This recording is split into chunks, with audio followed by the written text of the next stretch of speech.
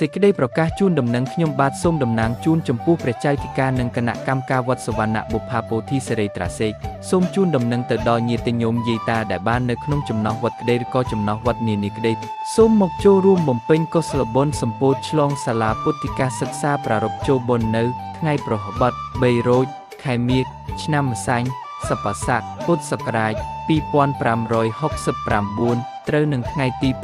ខែកុម្ភៈឆ្នាំ2026ថ្ងៃទី2គឺថ្ងៃសុក្រ4រោចខែមាឃឆ្នាំម្សាញ់សប្បស័កពុទ្ធសករាជ2569ត្រូវនឹងថ្ងៃទី6ខែកុម្ភៈឆ្នាំ